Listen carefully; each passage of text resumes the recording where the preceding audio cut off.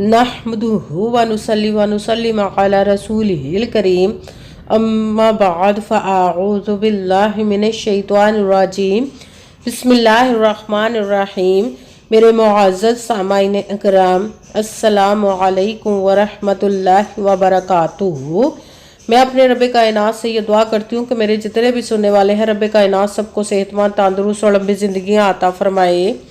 हम सब की हर मुश्किलों, परेशानियों, तंगदस्तियों में मेरा रब कायनात हमारी मदद अता फरमाए। हमें ज़हनी, रूहानी, जिस्मानी अज़ियत और तकलीफ़ों, बीमारियों से निजात अता फरमाए।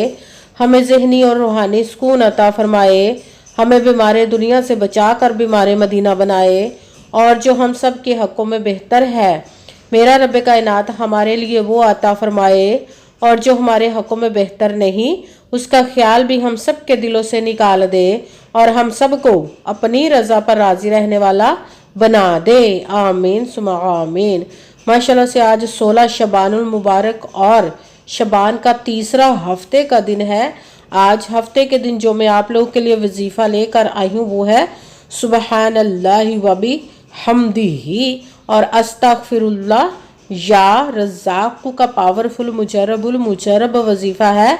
आप इस वजीफ़े को जब पढ़ेंगे तो इंशाअल्लाह रब कायनात अपने हुक्म से आपके ऊपर अपने गैबी ख़जानों की दौलत के मुंह खोल देगा।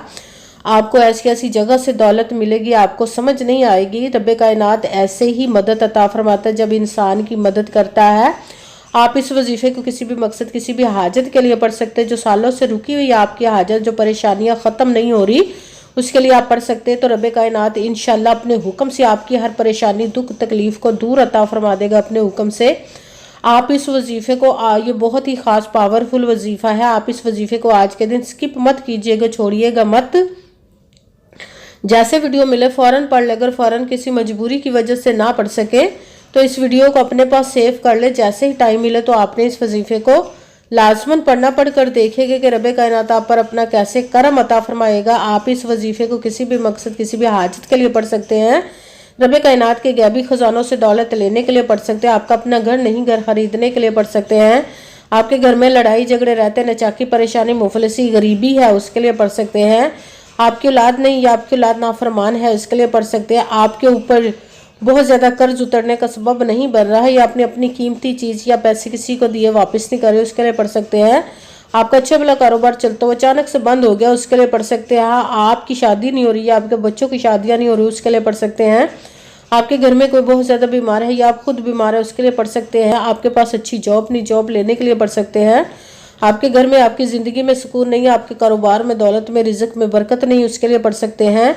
आपके ऊपर जादू, टूना, बंदिश, नजरबद, हसद, कुछ भी इसको ख़त्म करने के लिए पढ़ सकते हैं। मतलब किसी भी मकसद, किसी भी हाजत, किसी भी मुराद के लिए पढ़ सकते हैं। मगर जब पढ़ने लगे तो रब कायनात की ज़ाते पाक पर यकीन कामिल रख के पढ़िएगा।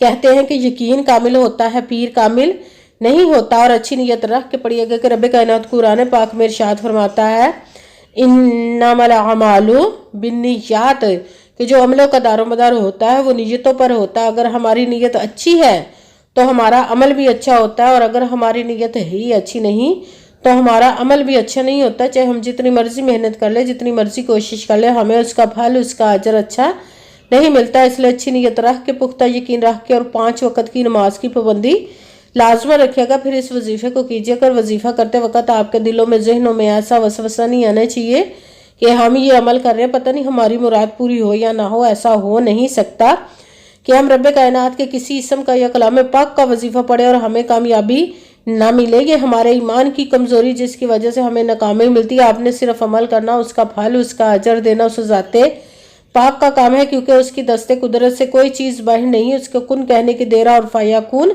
हो जाता है। आपने अमल करने के बाद उसके कुन का इंतज़ार करना है। इंशाअल्लाह अज़ीज़ उसके हुक्म से आपकी तकदीर के बाद ताले खुल जाएंगे, नसीब के सितारे चमक जाएंगे। आपकी ज़िंदगी में ऐसे ऐसे मोजज़े होंगे कि आप खुद देखकर हैरान रह जाएंगे। आपको कभी किसी चीज़ की कमी नहीं रहेगी इंशाअल्लाह अज़ीज़ उसके हुक्म से। अगर वीडियो अच्छी लगे तो इसको लाइक ज़रूर कीजिएगा और आगे भी शेयर कर दीजिएगा, ताकि किसी दूसरे को हमारी वजह से फ़ायदा पहुँचे तो हमारे लिए सदका जारिया बन जाए। जो नए हैं इस चैनल पर, इस चैनल को सब्सक्राइब कर ले, बेल आइकन को भी दबा ले, ताकि मेरी अगली आने वाली वीडियो आप तक पहुंच सके। اگر کوئی مجھ سے کسی مسئلے کے بارے میں استخارہ کرنا چاہتے ہو، کسی کام کا حساب لگوانا چاہتے ہو، کسی کام کے لیے وظیفے کا پوچھنا چاہتے ہو، یا قرآن پاک آن لائن پڑھنا چاہتے ہو، محفل میلاد النبی کے لیے بلوانا چاہتے ہو، تو واٹس ایپ کا نمبر ویڈیو پر چل رہا ہے، آپ لوگ مجھ سے رابطہ کر سکتے ہیں۔ اگر میرے بھائی یا بزرگ مجھ سے رابطہ کرنا چاہتے ہو تو واٹس ایپ پر وائس میسج کر کے اپنا مسئلہ بتا سکتے ہیں۔ اگر بہنیں یا مائیں مجھ سے رابطہ کرنا چاہتی ہوں تو واٹس ایپ پر وائس کال کر کے مجھ سے بات کر سکتی ہیں، اپنا مسئلہ بتا سکتی ہیں۔ آپ نے وظیفہ کرنے سے پہلے کمنٹس میں اپنا نام، جہاں پر رہتے ہو جگہ کا نام اور اللہ پاک کا ایک نام ضرور لکھنا ہے، تاکہ میں بھی آپ لوگوں کے لیے دعا کر سکوں اور پھر وظیفے کی بھی آپ لوگوں کو اجازت مل جائے گی۔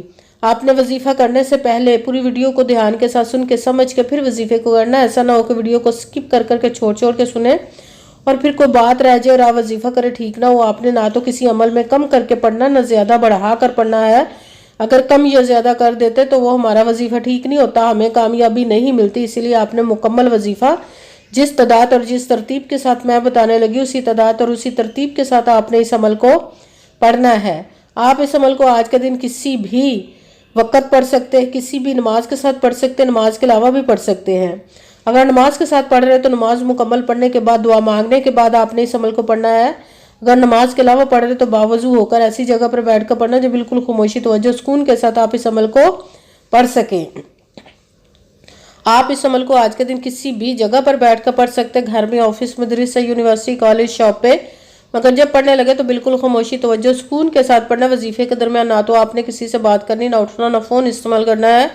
اگر ہم وظیفے کے درمیان کسی سے بات کر لیتے یا اٹھ جاتے تو وہ ہمارا وظیفہ ٹھیک نہیں ہوتا، ہمیں کامیابی نہیں ملتی۔ اس لیے آپ نے مکمل وظیفہ پڑھنے کے بعد کسی سے بات کرنی، اٹھنا یا کہ فون استعمال کرنا ہے۔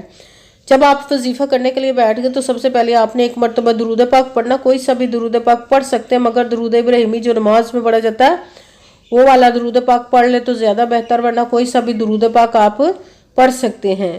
درود پاک پڑھنے کے بعد آپ نے جو پہلے نمبر پر وظیفہ پڑھنا ہے وہ ہے سبحان اللہ و بحمدہ، سبحان اللہ و بحمدہ، سبحان اللہ و بحمدہ، سبحان اللہ و بحمدہ، سبحان اللہ و بحمدہ، سبحان اللہ و بحمدہ، سبحان اللہ و بحمدہ۔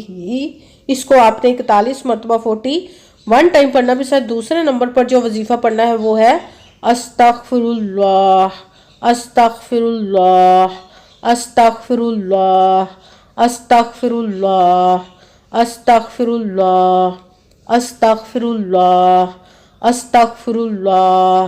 اس کو آپ نے 11 مرتبہ 11 ٹائم پڑھنا۔ بھی ساتھ تیسرے نمبر پر جو وظیفہ پڑھنا ہے وہ رب کائنات کے ایک اسم مبارک کا پڑھنا ہے، وہ ہے یا رزاقو، یا رزاقو، یا رزاقو، یا رزاقو، یا رزاقو، یا رزاقو، یا رزاقو۔ اس کو بھی آپ نے 41 مرتبہ 41 ٹائم پڑھنا ہے۔